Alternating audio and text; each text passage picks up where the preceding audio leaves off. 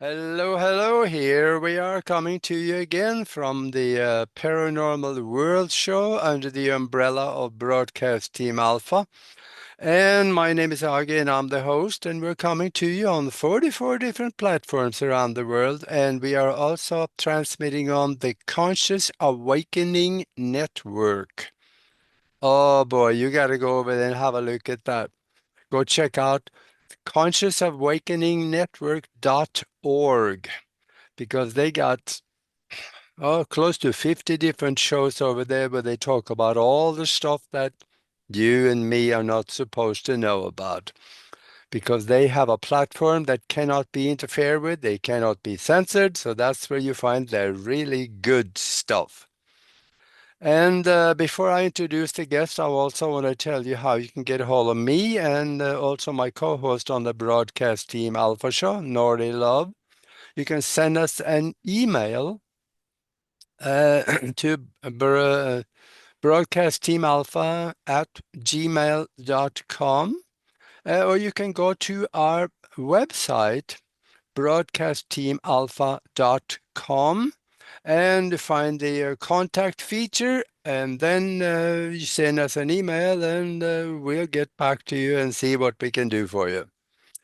And oh, we're going to have some fun this time because this is going to be a rare occasion. You're going to see things and you're going to hear things that I doubt you've ever heard before.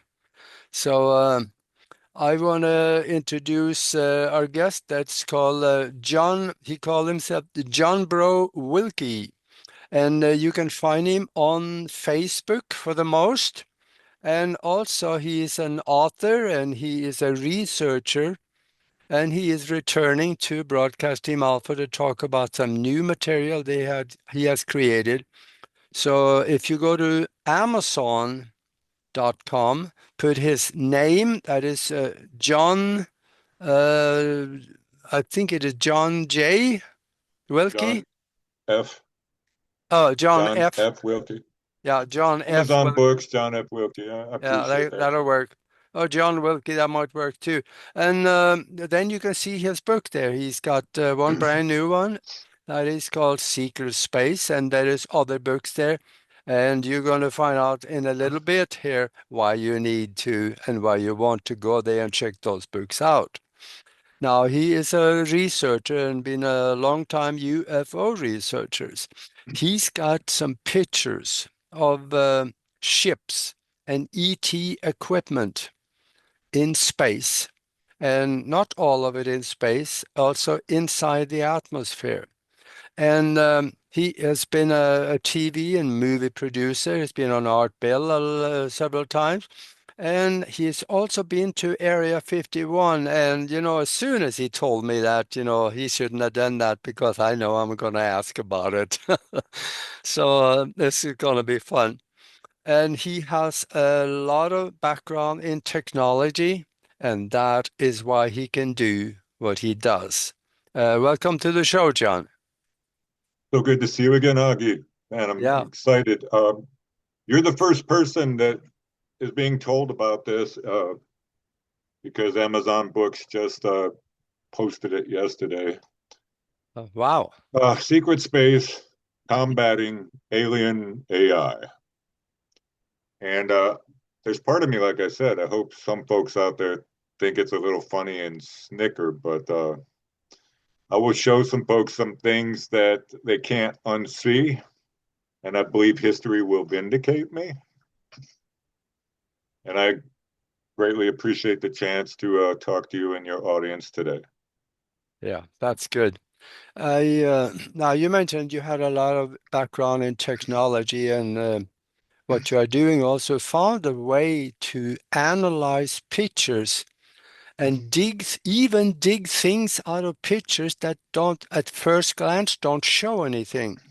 But there are variances in the pixel structure which you can remove things and you can dig things out of there. And that's probably by some of these pictures has come about. But tell us, why would they want to listen to this? Because this is going to be so far out there. There is a, I'm trying to figure out how to step into this. There's a gentleman in the UK that I want to say approximately almost 20 years ago had designed an apparatus where he combined a consumer grade Celestron telescope with a video camera. And no, that's no great shakes. We've heard of that before, but what people don't normally understand is when you combine this device with this device, is now you have extra lenses in there that are not going to help your magnification. It's going to harm them. So this fella had had figured out how to remove the excess and then shine the CCD element of his video on the mirror of his telescope. So now you have the power of the telescope, but with that video camera, you also have the zoom elements. Oh, So now you're like coming in on magnification that previously was not really, it wasn't commonly known. It wasn't available. He basically came up with a device. So the punchline on that is for many years, he's been taking video of some things that are very strange. Obviously, mechanisms. A lot of people were fearing, alien invasion or something. But the number one question that I heard from people was, "That's cool. What is it?" Because there still is not enough detail for people to not have to ask. They can see what it is, right? Now, during the 1990s in Los Angeles, I spent about a year and a half or so as a known UFO researcher. And I did the TV shows and the radio shows, Art Bell and the Sighting Show, Paranormal Universe. Anyways, if you can imagine trying to get good video evidence prior to the digital age, with when we had the VHS decks and their greatest magnification on a Sony might have been 15x or 20x. Plus, back then we did not have commercially available night vision, infrared, and now full spectrum technology is just common.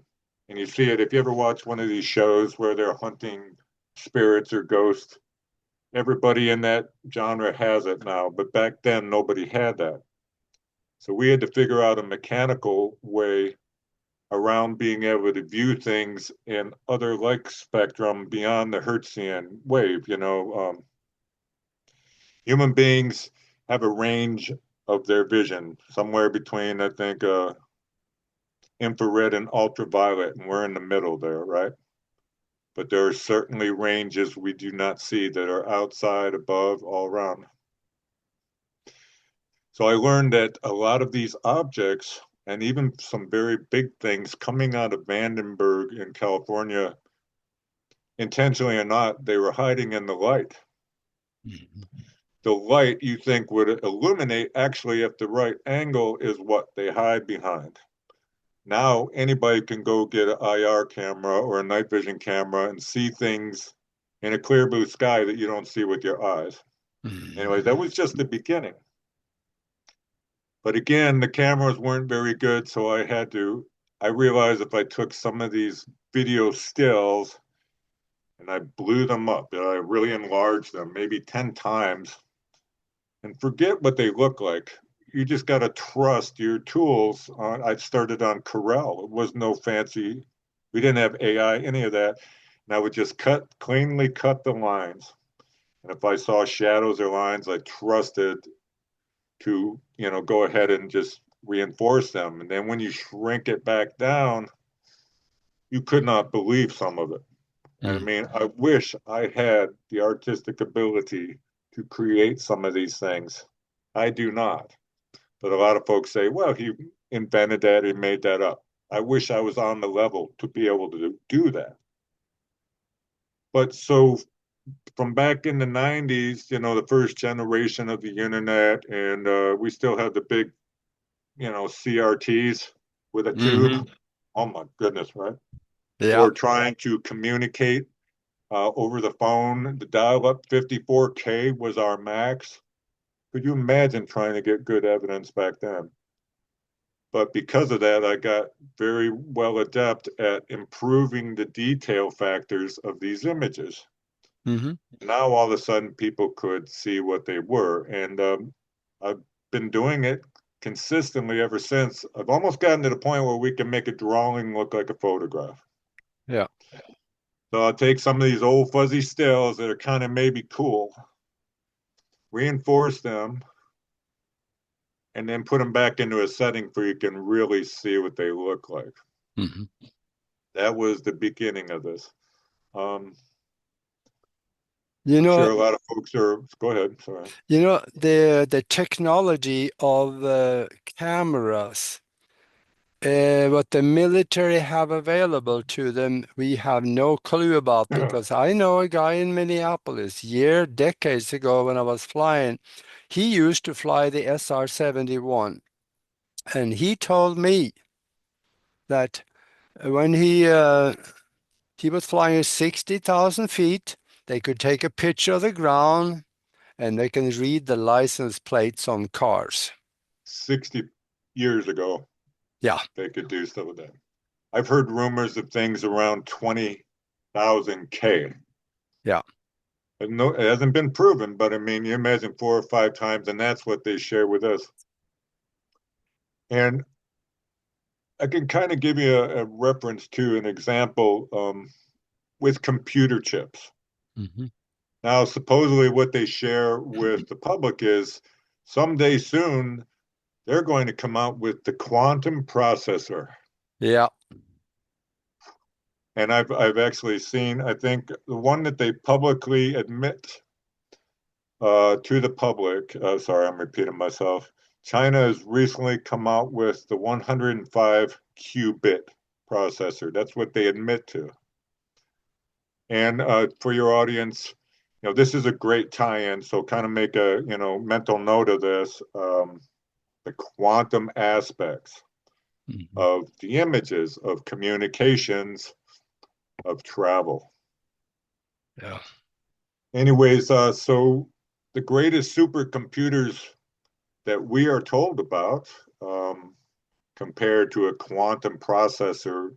Recently, I saw a guy, one of these big companies, had said that their new processor can process in approximately 5 minutes what would require every supercomputer on the planet linked together longer than the existence of the universe. Our greatest technology, 14, 15 billion years. Quintillion, what's the correct word? Quintillion times quintillion. People are like, yeah, why would you have to be that fast? There comes a point where what's the point, right? yeah. What they That's don't consider when you're talking, and you know about this stuff, I want to get in this conversation with you, Augie. When you get on a quantum level, now all of a sudden, science admits to 4 dimensions, right? Width, height, and depth. And the fourth dimension is time. So when you get into quantum and you have concepts like quantum disposition, yeah, repositioning, or, so now you're playing with a higher dimensional thing. Now we're reaching on beyond our 3 dimensional world and scooping something from a little bit beyond. That processor, that computer knows more about our sphere in our lives than we do. All right. And you can store information and energy on that other side. yeah.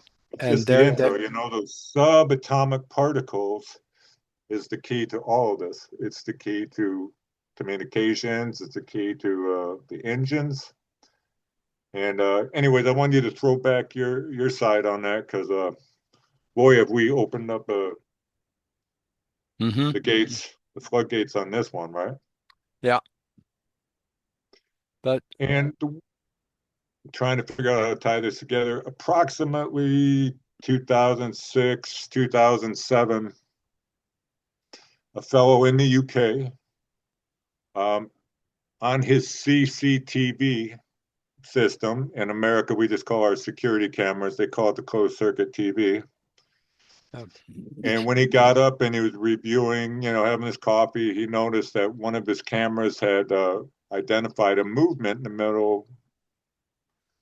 And it was a short video that I got to see. All right.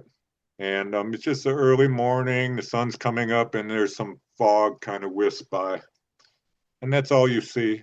For some reason, the camera recorded this fog going by. But this gentleman, something triggered him to look at that video frame by frame. hmm. In the frames, I saw about a 6 frame sequence. All right. It's just an empty backyard in the middle, and all of a sudden, there's a person standing there. They didn't come from the side, they just materialized. Oh, And then the second frame came right up to the camera. Now, this is an old JPG image that was given to me from, it's like people don't even pay attention. That's nonsense. It wasn't nonsense, all right? There's a fellow in Arizona, Phoenix. His name is Tom King. hmm. And I knew him 30 years ago.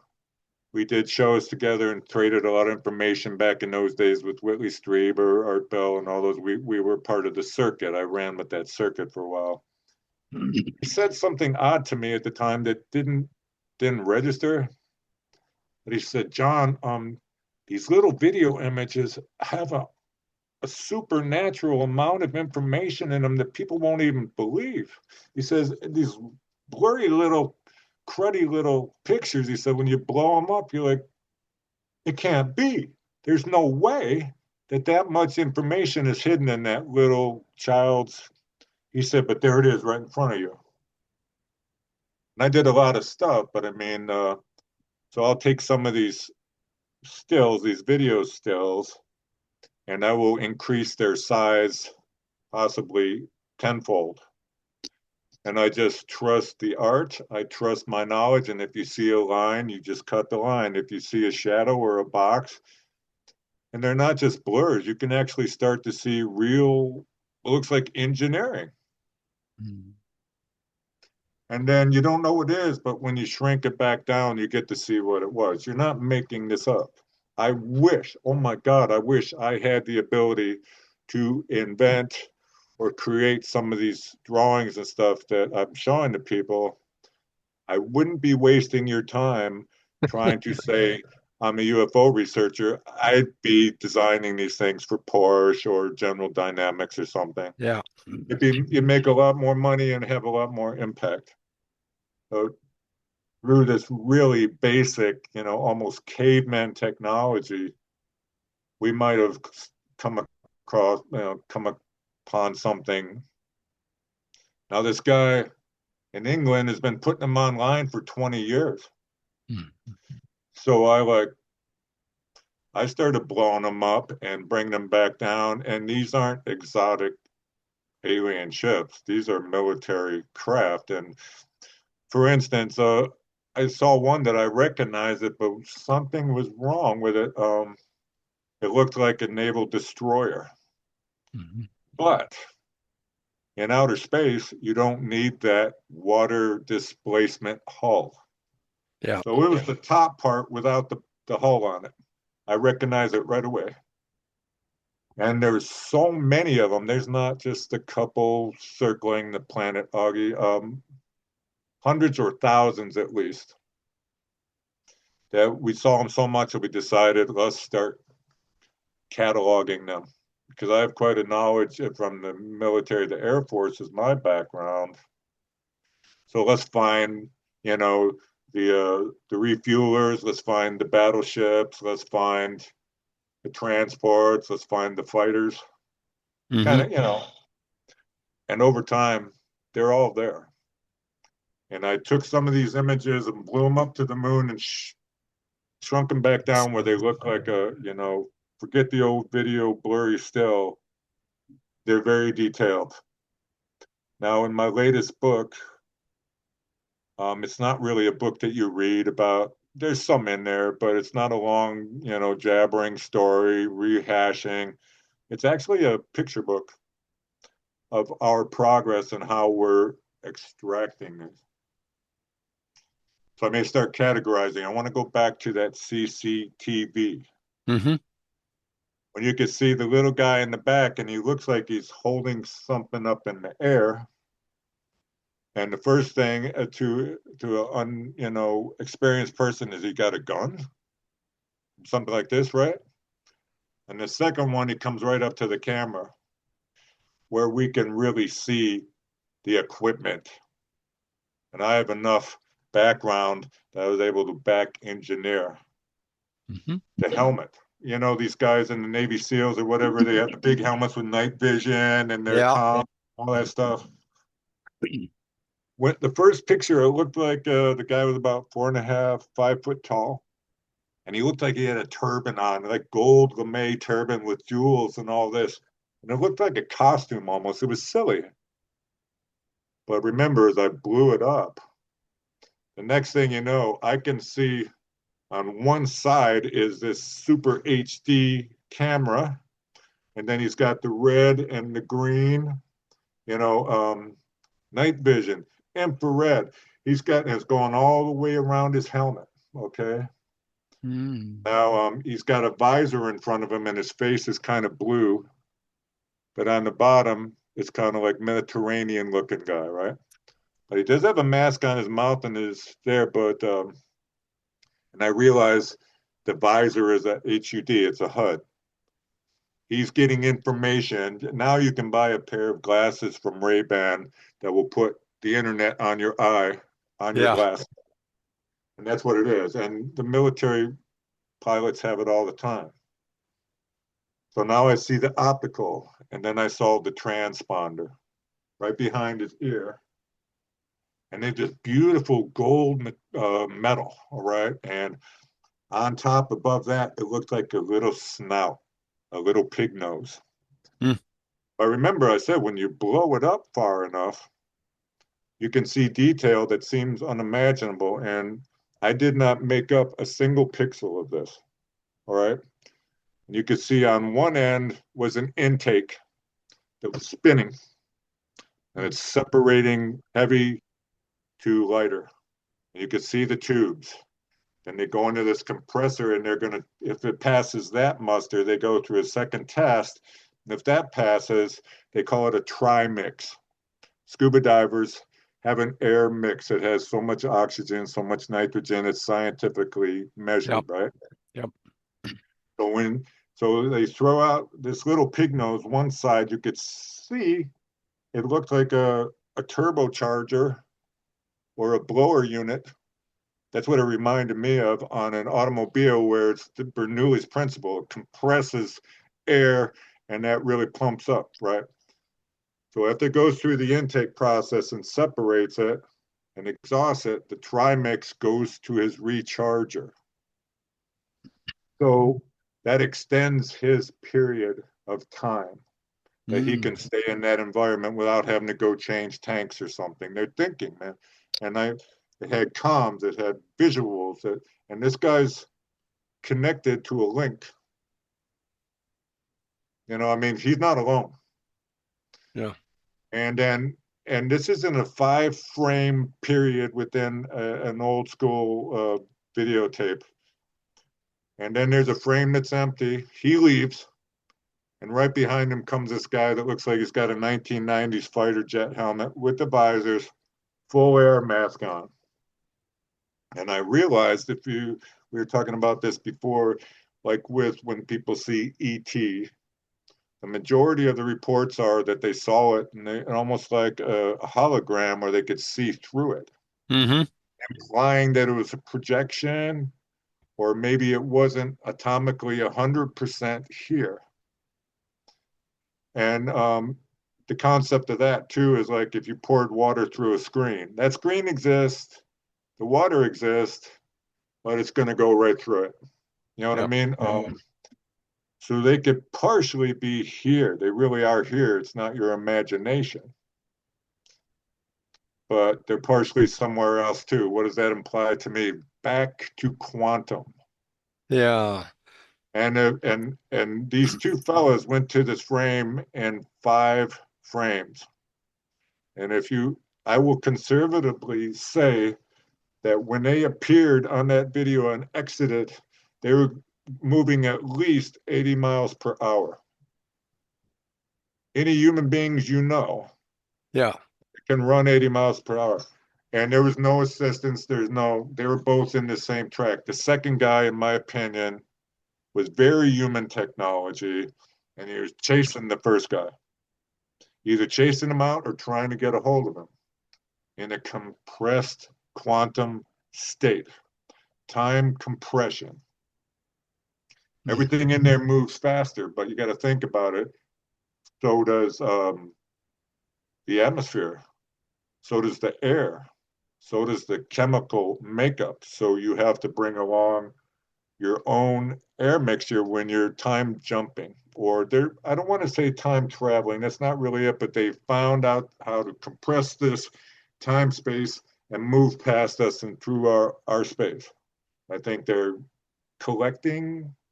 It seems like an interesting little prank. Who cares if some little guy runs through and but if they're here meddling with our time, because when you think in a defensive, if you could be 1 second ahead of your adversary with your weapons, with your communications, it's indefensible. Yeah. If they could be just a little faster or slow you down by 1 second, you will never be able to beat them. But somewhere along the line, I have to figure probably, there has to be a an agreement. Human beings didn't develop all this on our own.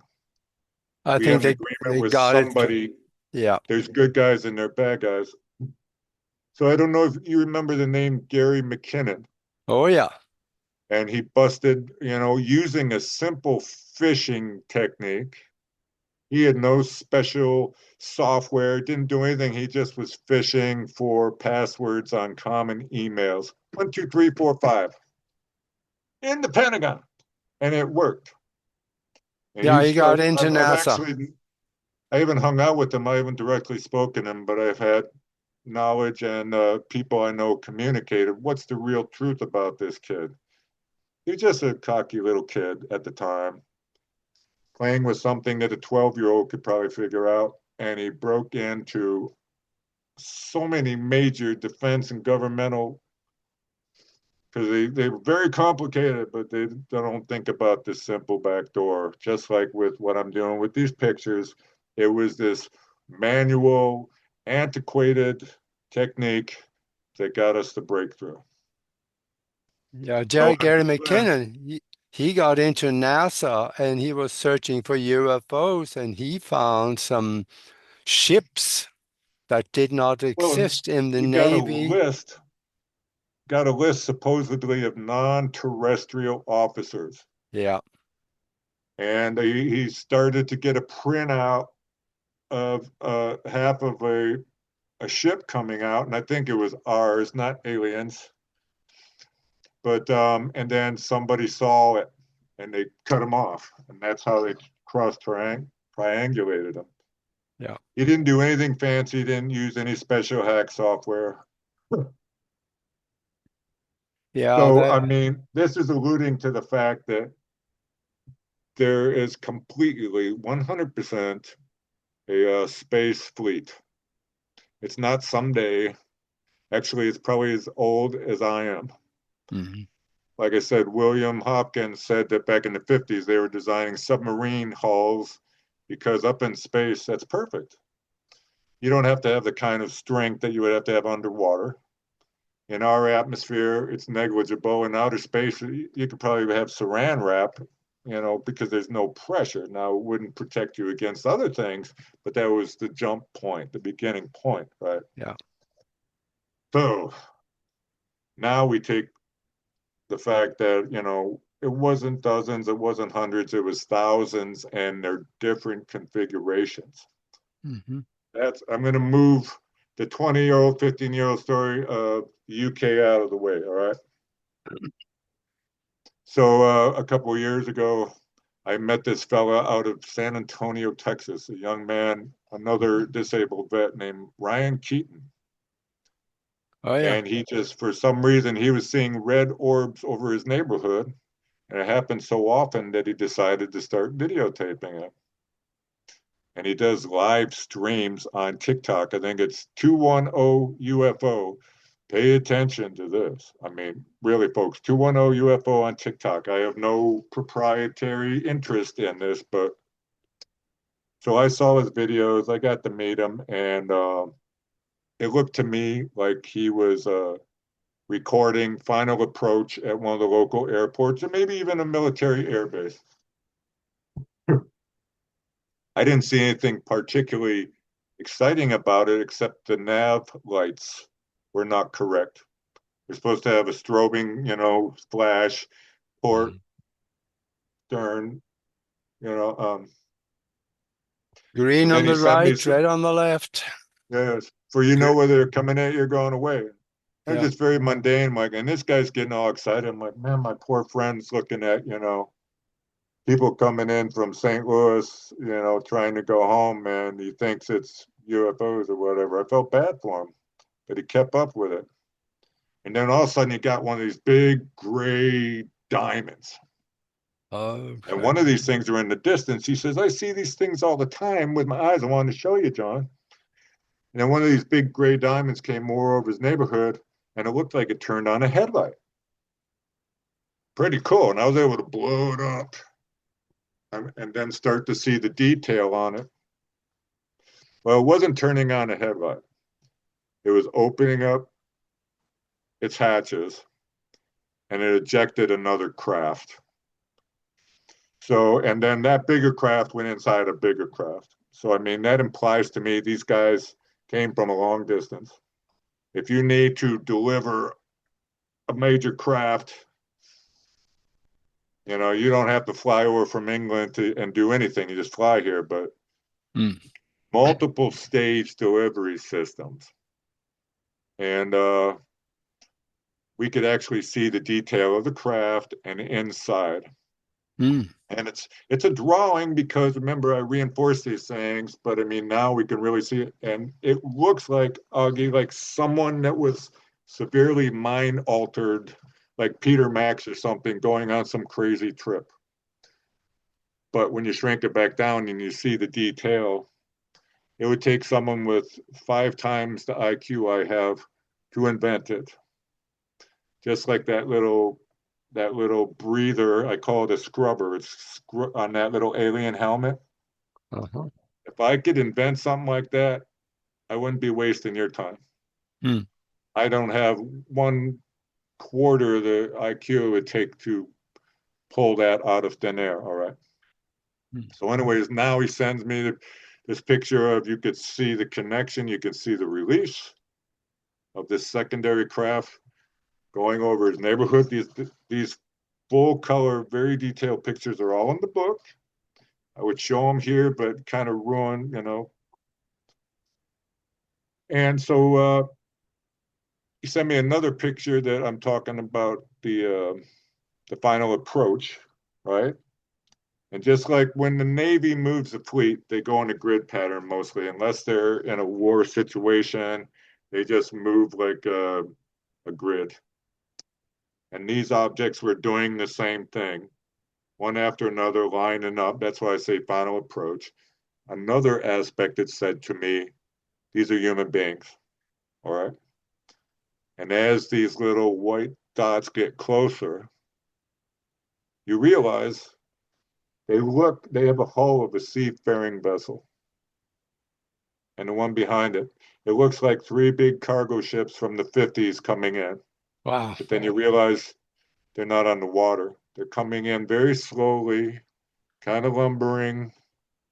And it happens on a nightly basis to the point where he can reinforce over and over and over. There's no doubt about what we're saying. All right. Yeah. Well, So now you take, w- yes. we're talking Go ahead. about some very elaborate technology here.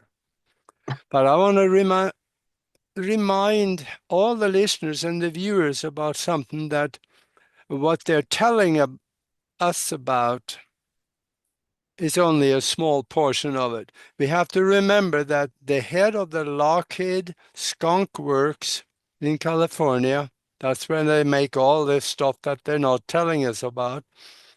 He said when he retired in 1978, he said, and I quote, "If you have seen it on Star Trek, we already know how to do it." I have another way that I think it's even in my book. There's a better chance that right now, the technology that you see on Star Trek is obsolete than average citizens' perception of the world is correct. Yeah, I can tell people, oh, UFOs in Area 51, they're cool, cool.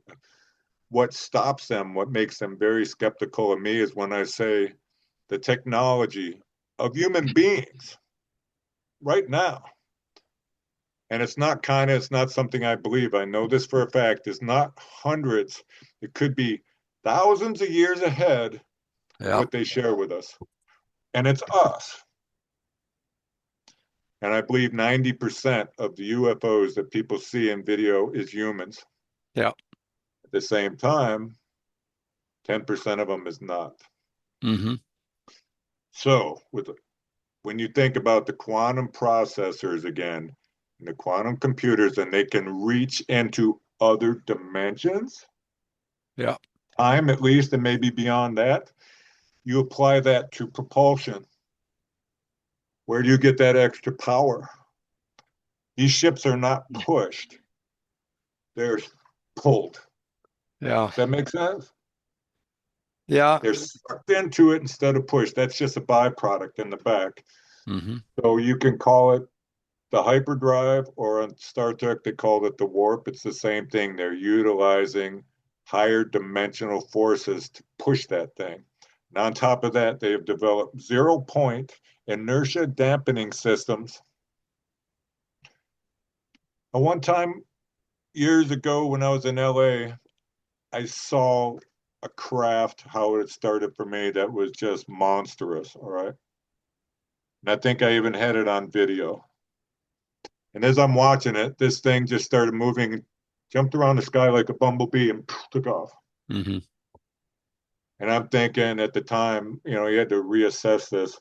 I missaw that, or is something wrong here? Because if there's someone in that craft, they would have been turned to jelly. All right. Paddle. But if you have that hyperdimensional thing, now they could have a cup of coffee on their table and not spill a drop.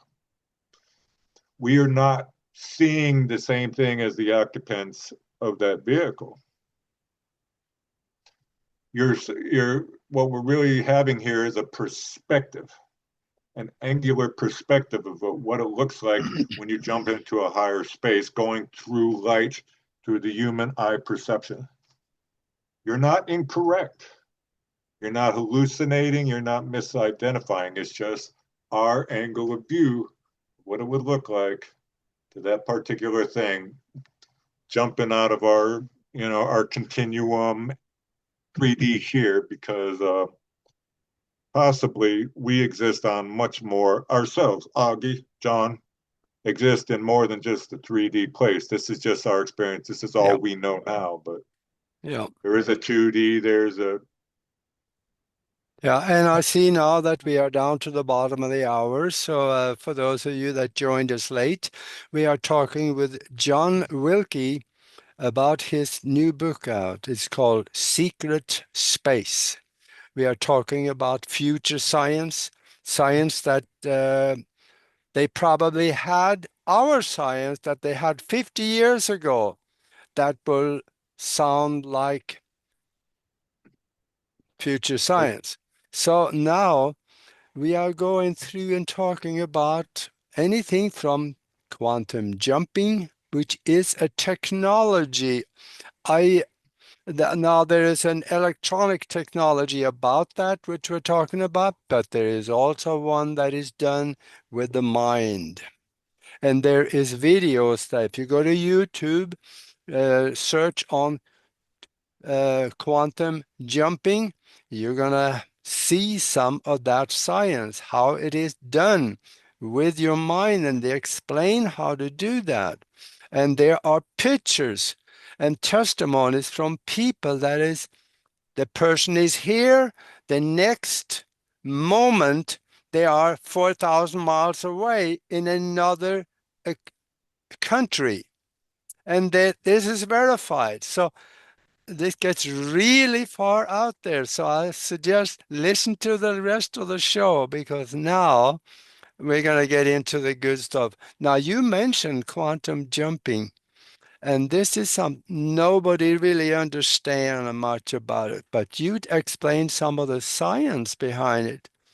And I would also, uh, when we talk about these ships in space, many of them are ours because we have found that there are, well, we have ships that is quite large compared to even ocean-going ships.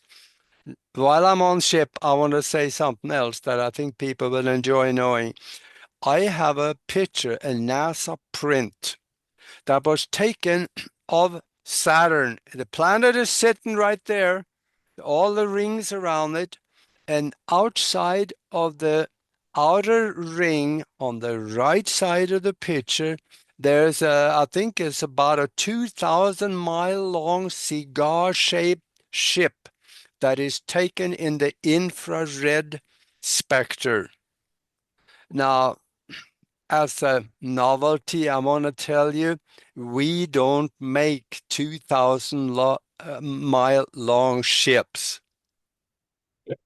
So who were they? They were not from here. So those of you that think we are alone in the universe, come out from underneath the rock. I think you're going to enjoy it with us. So back to you, John. I'm done. I I wanted to add for folks really understand this. I have an extensive military background in aerospace, and I didn't believe in this stuff, but through exposure, I saw it. I've had personal experiences, I've had public experiences, and a lot of information and materials. For some reason, I have the ability to take some of what that was there and just pull it a little farther because the main thing, that's cool. It looks like a machine. What is it? I Yeah, want to show you what it is. And even I'm a patriot. I'm a disabled American veteran. I love my country. I think it is time for the whole world to be taken to the next level, yeah. and it would help them too.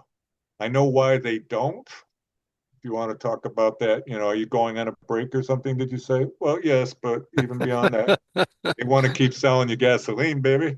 Yeah. Oh, yeah. And how would you explain to the public that we have approximately 150 to 200 trillion dollars that they didn't know was taken out of their treasury, separate from all the expenditures of the military down here? People don't believe these things. It's too extreme. It's too far out. These people are Yeah. crazy. I also want to tell your audience, through the process of going through the Veterans Administration, they have also psychologically analyzed me. And as hard as I try and hard as I try to prove to them, they will not say that I'm crazy. So Yeah. I've really tried really hard but they say there's nothing wrong organically or psychologically with my mind. I am of sound mind and body. I'm not sure if I agree with them, but the That's government and right. the military themselves say I'm sane. The tie-ins, and people have gotten pictures of ET before, but how about so close that we can start as regular citizens, Mhm. start to back engineer their technology? This book I just put out is hundreds of full color reproductions and graphs and explanations that go farther beyond what we could do here in 1 hour or so, right? Yeah. And I want to say too that the technology that we have not been told about is so far ahead. There really is no way that an average scientist even can understand it. Because a lot of the machinery that they're not telling us about is a mind matter interface type There is of a system. there The, is a point where it becomes the same, though, right?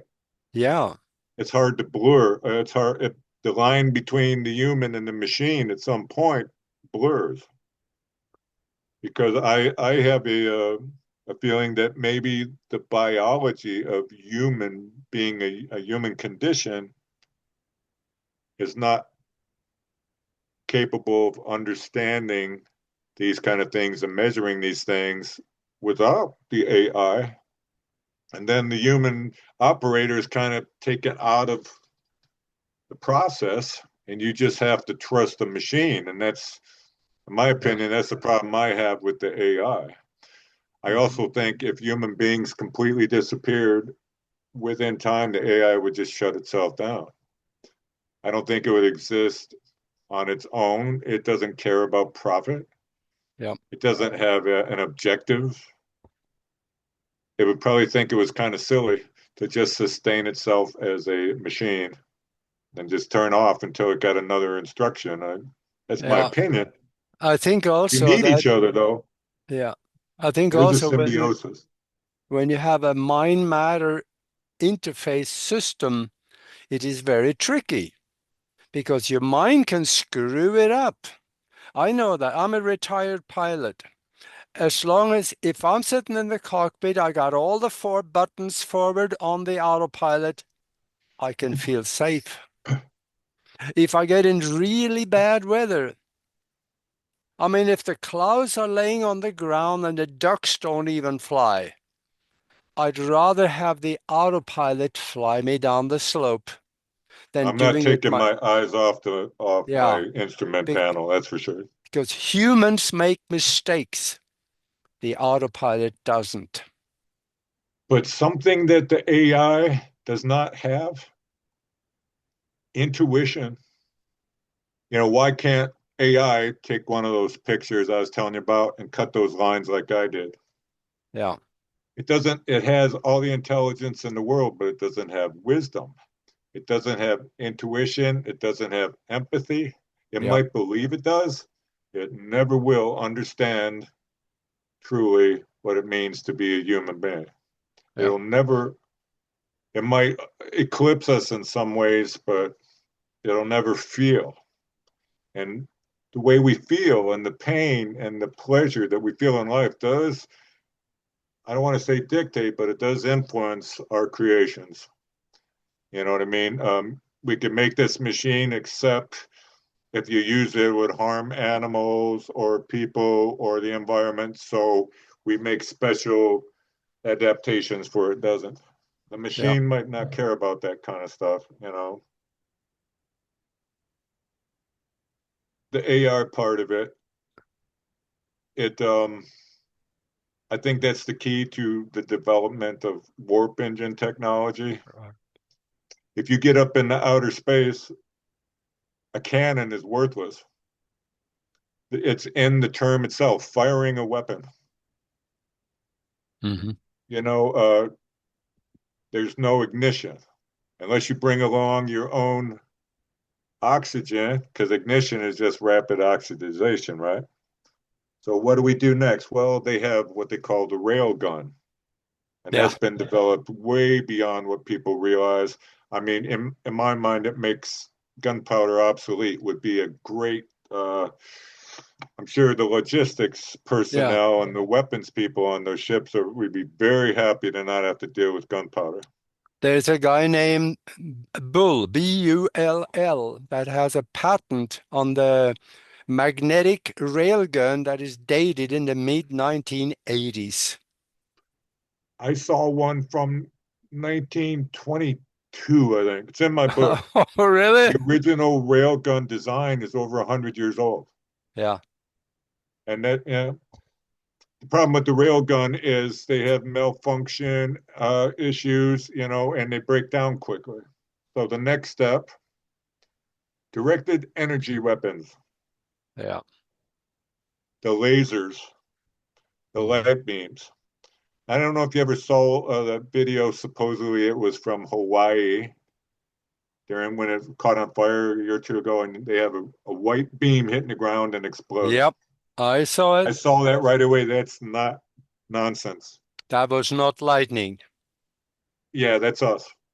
Most of the time, the real high energy ones, they're not exotic, beautiful colors, just this white with kind of yucky on. Yeah. If you see an orange one or a red one, it's doing something different. Mhm. They're measuring or setting something up. Or the white one is just to melt you. And it has more power than a lightning bolt or power of the sun Yeah. over a larger area and for a longer period of time. I mean, I could take out your neighbor's house and not touch the rest of your neighborhood from Yeah. outer space. Now, think about if we have all this hardware and all the satellites, the space station, why don't they see them? Well, there's a I want to military put it, space station too. yes, but at the same time, they're smart enough to know that these other objects are flying through at 18, 17,000 miles an hour. I've seen the comparison with one of the space fleet and the ISS in the same frame. And because of the red shift, Hmm. in light, you can tell that the space station is closer and lower on the horizon. So these guys are about 150, 200 miles beyond the space station, which is about, what was it, 220 miles up, something like that. So you get out about 350, 400 miles, that's where we hang. Yeah. Now consider, why would you need this global shield? Hmm. Almost like on a line of sight. They never go below, the curvature of the earth enough that, their communications can't hit. And Yeah. are you going to do that because you're afraid of ISIS or Russia or China are going to attack us? That's No. such overkill. It's nonsense. The only reason to have that shield, I'm repeating myself, is because of what they anticipate might be coming from the outside. And they still get through. But my big announcement, what I want to make, Augie, is the space force is real. It's not just satellites. Way, way, way ahead of us. The quantum computers, the time stuff is real, and human beings are in that. We're in that space now. I don't, no pun intended. We're in the game. Human beings have ability to time compress. Yeah. I don't know if we can jump yet. It's also the key to opening up the wormhole technology, to warp engine, to inertia reduction. Because if I think I'm going 5 miles an hour in my car, if my car thinks it's going 5 miles an hour, if I take a quick turn to the left, no big deal. Yeah. If my car is actually going five times the speed of light, it's a big deal. But inside, it still feels like 5 miles an hour. They're not experiencing the same time or the same stresses Yeah. inside as outside. And it's true that the bubble technology, the field, Let me say something about that technology. In fact, that technology was invented all the way back in 1942. But what happened when you create the bubble that nullifies gravity and you are in that plasma bubble, the that energy is working on every cell of your body. So if you accelerate very quickly, you're pushing all the cells of your body at the same time, so you feel no acceleration. In fact, the Germans, they created Die Glocke, or the bell, in probably before 1942, and that created that plasma bubble around the Haunebue 2. And in fact, that's why they took that thing and made it through the Van Allen belt and went to the moon and mapped it and found the building in the bottom of the Schrödinger crater that looked like a swastika, fell in love with it, and they made a base there. So yeah. And Hello? and again, and again, even back then, it's the subatomic particles Yeah, that they manipulate to make the quantum aspect, which is affecting time itself. And if you can start manipulating that just a little bit, if you can manipulate time, it's taking the continuum with it, it's taking space, it's taking physicality. It affects, it's a cascading effect. So they don't have to learn how to do this, this, and this, and this. They just have to. Time is your key. It's your entry point, right? yeah. Through intense, major electromagnetic energy, and like in electricity, if you have the amps, you're fine. But if you have amps and volts, then you could fry you to a crisp. Yeah, Make sure you have your ground wire in the right place, or you're going to get it, baby. You yeah. know, it sounds really basic, but I mean, that's the key to all of it. That's why it's not ridiculous. Warp engines, um, some version of, they never did find the Glock, did they?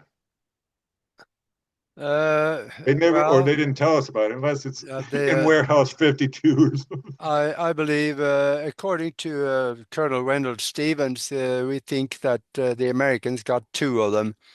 That uh, they flew all the flying ones out before the war, but the ones that was not able to fly, they were broken or something. They were still in the caves where they were making them. I think the American got two, and the Russian may have gotten one, so they're way ahead. But I want to say something about that quantum computer that we've been talking about, and that is that it taps into, I don't know if it's a fifth or above dimensional existence. I'm not sure, but it does go outside of the fourth because Elon Musk was. I saw him on a kind of a personal video that was sitting around with some other people in the office, and one was recording it. And Elon said that with this quantum computer, it says we have been able to take pictures of the other side of the world from the using the quantum computer. All we gotta really do is just to perfect it so we can make sure that it's reliable all the time. but I mean, in a 3D sense, as human beings in our life, how does that affect us? People would ask, Yeah. what would you use a fourth or a fifth dimension for as a three-dimensional? But when you think about the energy and the information that you could store there and get access to, what I mean? The fuel and the batteries and stuff, it's there. Hmm. Sub Subspace communications, you couldn't hack that if you did not have that equipment. Yeah. But I mean, it's affecting every level of our existence. When you think about once you break that fourth and into the fifth,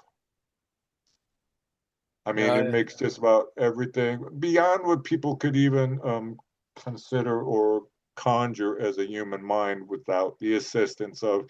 So I want to, while I'm thinking about this, you got these super ships, super technology with AI around the world. Now, the only way this could probably work is if someone from outside helped us a little bit, right? And remember the Gary McKinnon list showing non terrestrial officers. Yeah.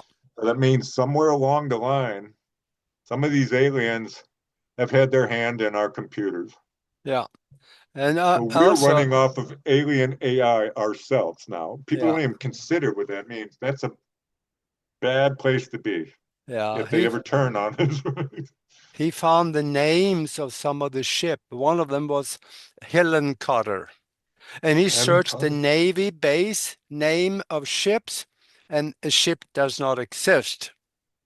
So Helen Cutter does not exist anywhere as a ship on Earth, but it showed up on NASA's computer as a ship for ship to ship transfer of merchandise. Wow. And you know, when I looked at the list of the personnel supposedly from McKinnon put online, because I have some knowledge of the background, I wanted to like see if I could. Sooner or later, you're going to find the BS. All right. And it looked like something they probably took out of a script from a Star Trek movie or something. It could have been, it's implying that this was just some research vessel or something. But I saw one thing on there. Number one, I was talking about optics, which is a code word for weapons. I Uh, thought that was interesting. In the future or now, light is going to be a big part of our offensive capability if it isn't yeah. already, right? I But see the now rest of that it just, we are down to about 5 minutes left, so I want to also make sure that you can explain a little more about the book and the pictures that they can see in there that will blow them away. well, more than trying to blow anyone away, the number one question about my work and other people, and I'm repeating myself, I apologize. People say, that's cool. What is it? I want you to see what it really is. And we figured it out. I mean, and you can think it's total nonsense, but when you have it in the back of your head, you can't unsee it. Number one. Number Yeah, two, in time, I don't feel strong about my position. I know for a fact, and history will vindicate me. But I'm showing you some kind of breakdown, cataloging, and why does this system exist? Why does it work?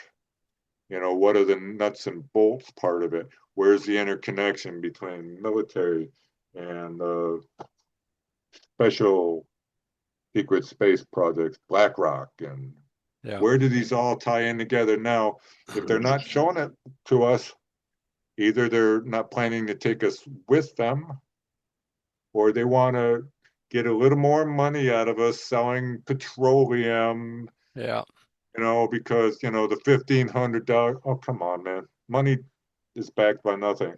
They know that.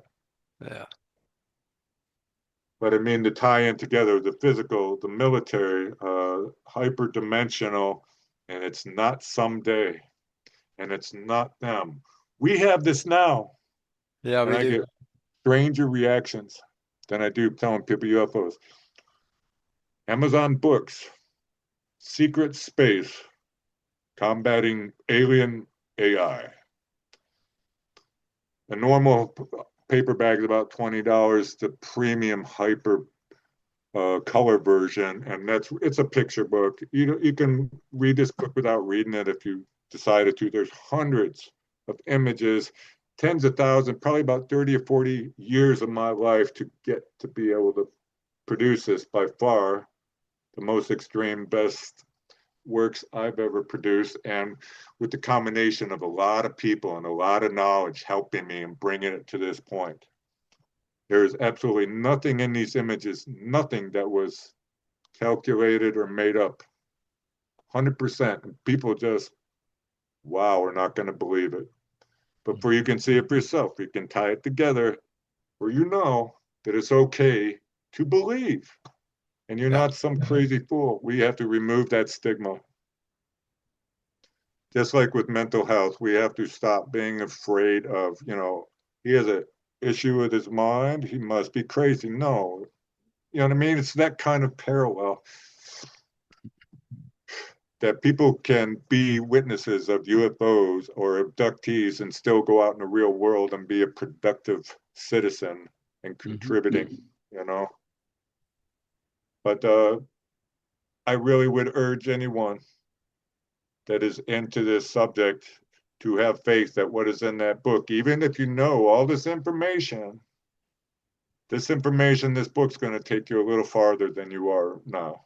By the time you're done with that book, you're going to know things you didn't know before, and you will look into the face of an actual alien time jumper. You will see the details and the statistics of a space supercarrier battleship. You'll see what they run on, point to point transportation, logistics, supply, maintenance. And we even know where some of them are landing on planet Earth, and that's in there too. Yep. So, I mean, we Yeah. have tied it together, these things, we've connected the dots, and now you know what it looks like if you open that book. And somebody goes to John Bro Wilkie on Facebook. I'm just an average guy. I respond. Yeah. Okay. And and if you So for glad to the see you, Augie, man. God, thanks for hearing me out because I yeah, know, boy, I can talk. as But a last comment, I want to say for the people out there still kind of on the fence about are the aliens real or not, you can also go to the FBI website. There's a section on UFOs in there. Go into the reading room. That's where you find some of the good stuff. And I got a document that I know is real because I wrote to the FBI and I got the document 30 years ago that explains what the alien looked like that they found in a crashed flying saucer. They're 3 foot tall, big heads, wrap around eyes, and they explain what they look like. It's on the FBI website. And the same thing on the CIA. They have what we call the smoking gun document. And they keep moving it around, so it's harder to find, but you can search for it and you can probably find it. These are government documents. So if you believe in government, those liars, they don't lie about everything. But I'm glad it's on our side. yeah, yes, it is. So I think we're down to the end here. So thank you very much, John. This was really interesting. So thank you very Yeah, much for Augie, I'm singing to the choir, but what I'm showing you is 100% real. yeah, And I'm an older guy. On my bucket list, I want to make my contribution for the next generation. Guys, it's not a game and it yeah, does involve you. And thank you for hearing me out. And God yep. bless you, sir. This to sum it up, the secret space program is real. Absolutely. Yep. Okay. Well, thank you very much. And for Namaste. yeah, for those of you out there, go to Amazon.com and put John Wilkie's name in there and look at his books, and you're gonna find something that I think you don't can't live without. So This is a must read. Thank you. yeah. God bless you, sir. All right. God Well, bless you, thank you very folks. much. And for those of you that is watching us still, just be good to each other.